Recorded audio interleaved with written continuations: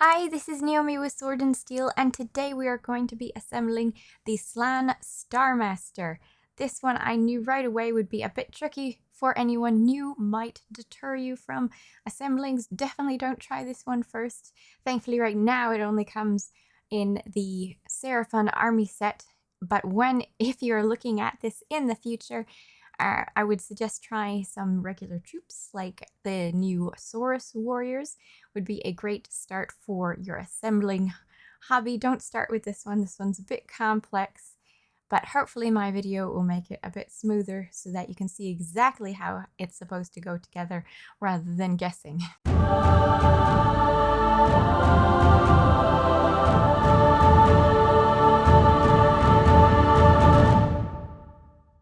So here I have the first page of the assembly guide with all of the pieces cut out and cleaned for this particular page on the table in front of me on top of their photo counterparts.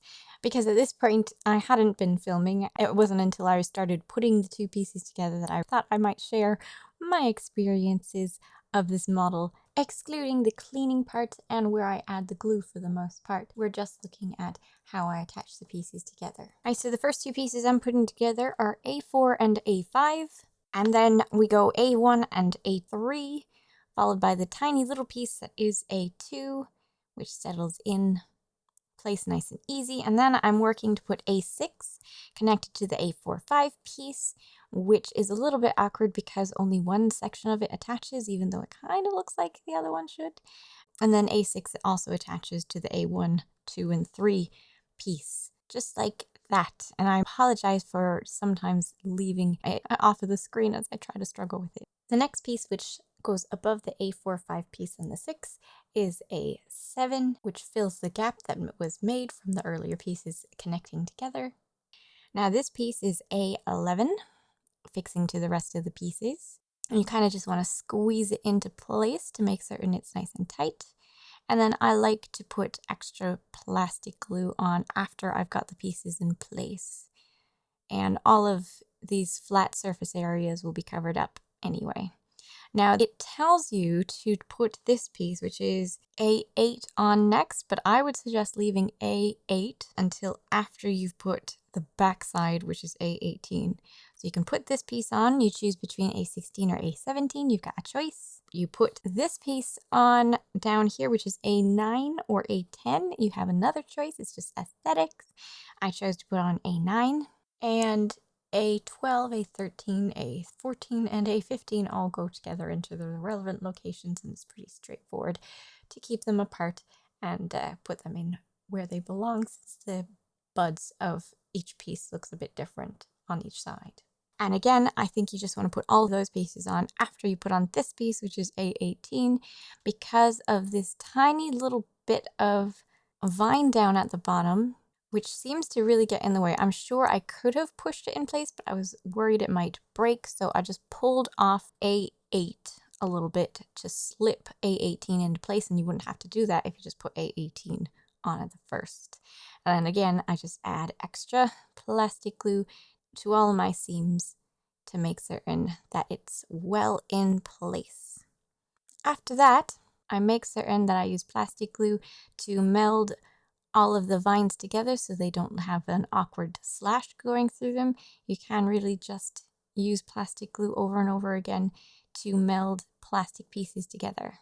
So the next piece I'm going to add is A19, and for the most part it really just goes right into place without difficulty. There is slots for every little part of it. Now, at this point, there is a piece of vine that doesn't match up with the rest of the pieces, and I'll have to get to that later. I'm not certain if mine was just a bit warped, but there is a piece that I'll have to get back to that the two pieces of vine don't match. This one is A20, and it does, again, just slide right into place. Now here is A24 and A21, and I missed this little piece, A23, so don't miss that. It's the thing that goes inside these two pieces. I missed it when I was putting it together, so I had to separate the pieces and put it in later. There is a considerable amount of work after you have glued the pieces together to clear up any join lines. This one was a bit funky. It attaches at 4 different places and you have to pay attention to each one. You can see where I'm putting the plastic glue on this very awkward thing. This is the compound of A21, A23, and A24 connecting to A22, and it goes together rather awkwardly, where you have to put the bottom piece in place first and then press the other pieces into place. Now, there are notches and crevices that guide you to where it's supposed to go, but you will probably find it a little bit awkward and you might get it in the wrong place at first, which is why I like to, for the most part, add the glue to the piece that I'm holding rather than the piece that I'm pressing into place, so I don't get as much fingerprints. And as always, you have to use some more plastic glue to fill in those join lines where all of these various vines meet over and over again, just layer upon layer. And then this piece is connecting to the main piece of the throne, and you can just slide it into place, sort of. You shouldn't have to push it very hard. It should go in relatively straightforwardly, and I've just pulled it apart so I could put plastic glue into place, since I have a better idea now from dry fitting where it's going to attach. I'm being very careful because I don't want to bend anything out of shape, since a lot of these pieces have to look like they're flowing seamlessly from one to the other. Just gently press it into place. I'm careful not to press any of the pieces that might cause it to fall off, but it should go into place just like that. And then, as always, you fix up these areas. Like this piece, I had to press into place and hold it there because it didn't quite match up how it was supposed to match up. Unfortunately, you can't really use reverse tweezers that well in this case because the pieces are too awkwardly shaped. For anyone who doesn't like assembling, you may not like this model. For anyone who does like assembling, it's a fun challenge. On the other hand, if you haven't really assembled much and you start off with this model, believe you me, many models are much easier to assemble than this one. Now, we go on to the next page, adding A28 to A25 together, which is what this is. And don't forget tiny little piece A29, which fits nicely into place. The texture makes the lines of connection disappear altogether, which is nice.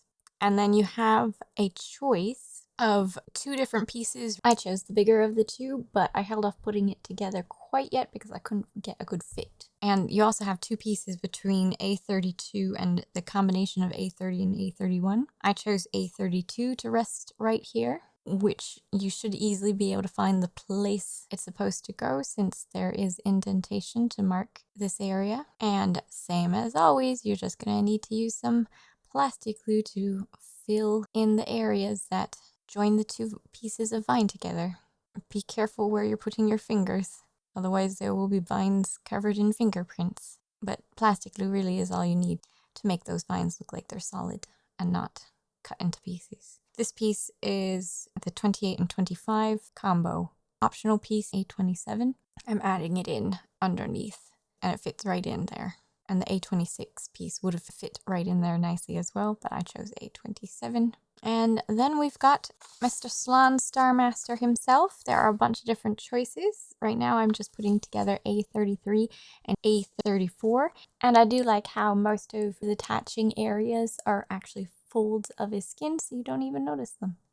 Except for right there. Just make certain you try and push the plastic glue perpendicular to his join lines, and the join lines become invisible. And if they don't become invisible in the first try, let it dry completely and do another round. I chose to go with the green, so that's A39 plus A42 right now to the rest of his body, and filling in those join lines so he looks more natural. While that's drying, I'm attaching the A46 and A47 option for his head. And then I'm attaching the A40 and A41 together, which was a bit awkward actually. I didn't find that it fit that well, but you put on a lot of plastic glue and it fits together just fine. And then when you add A40 and A41 to the rest of his body, it was a little bit awkward to figure out how in the world they wanted to put it in, but basically you put it behind the 2 little balls in his rib cage and pull forward. to get it into place. And it just sticks into place as soon as you have it in the right position. And I'm just fixing up any of the attachments I see that don't quite look right. And then you put his head on, which fits right into place, easy peasy. And because of the folds, the back of him looks pretty natural without even having to add any extra plastic glue. But I do anyway, just to add a bit more strength to the bond there. And then you can place him right into his spot, as there's 3 little knobs on his bum to go into the 3 little indents on the throne. And as you see, I keep going back to any areas that need to have additional layer of plastic glue to make them even more smooth, which is actually pretty straightforward for vines. Vines don't have as much definition, so you add too much plastic glue and you're not losing any definition because they're fairly round to begin with. So now we have 2 different choices for his companions. One is a very easy to put together skink warrior who sits on his right side for his direction. It can sit right there. I decided to keep this little warrior for someone else and instead decided to add the other alternate piece, which is 1 piece. And it's a tiny little iguana and he looks so cute. And then on his other side, on his left side, you could have another skink which fits together fairly well. Just 3 pieces to put on together. Well, kind of 4 pieces because you have to choose whether he's holding a bunch of jewelry, it seems, on a plate or a piece of tablet covered in leaves. I didn't really know why he was holding a piece of tablet covered in leaves, so I gave him the jewelry. And I found that putting him upside down to attach allows you to see better how he should attach. And he just goes right into place right there.